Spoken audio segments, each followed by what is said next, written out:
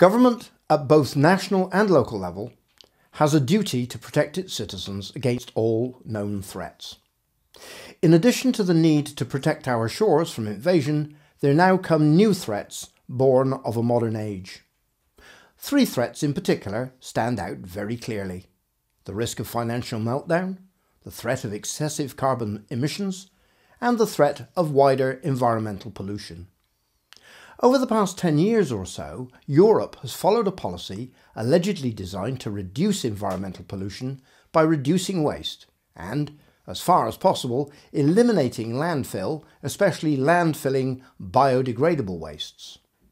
Sadly, as with so many good intentions, as far as the users and taxpayers are concerned, the end result has been twisted to produce an impractical and disappointing reality.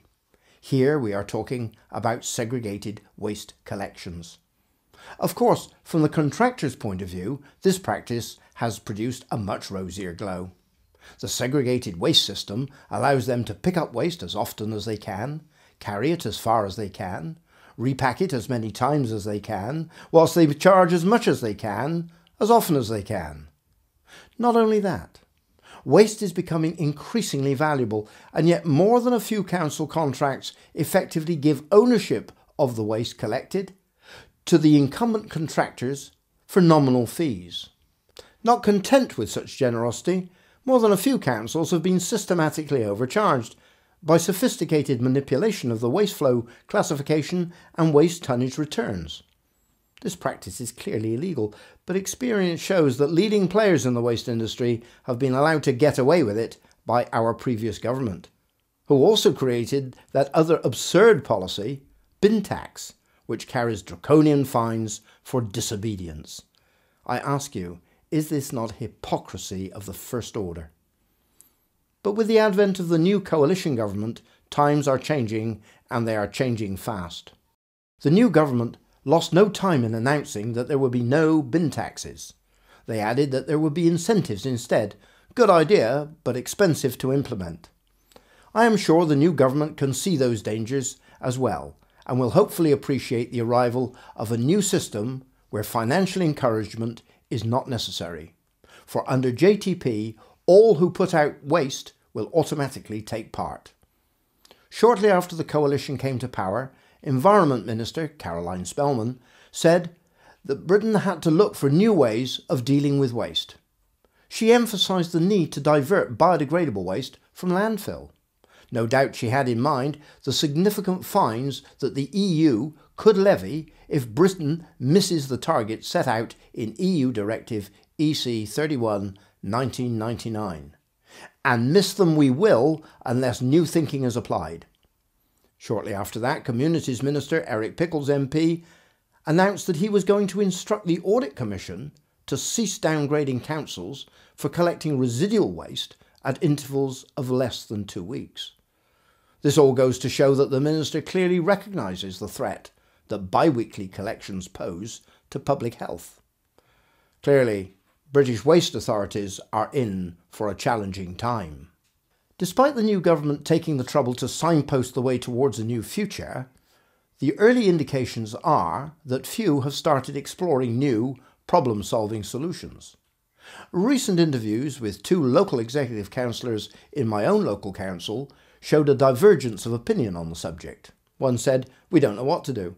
The other said, "We need to buy more lorries."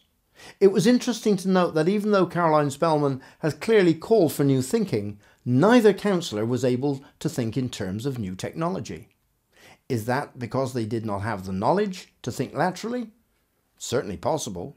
Or is it that, like so many others over the last 10 years, they have been more or less brainwashed into thinking that segregated collection is the only option?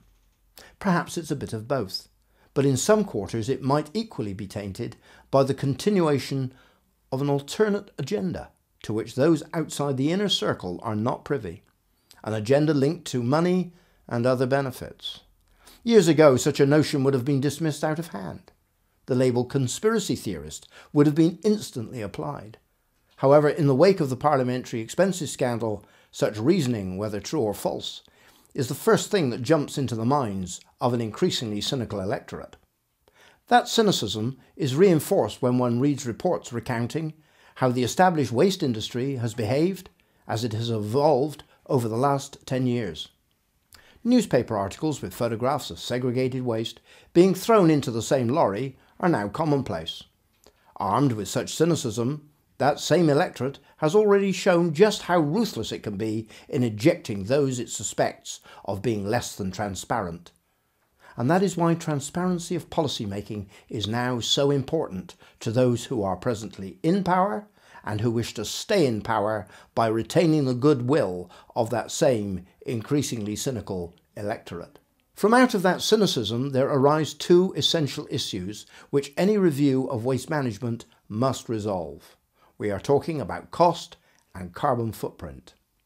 Any politician failing to demonstrate such transparency in policy making on these two prime issues can expect their careers to be cut short.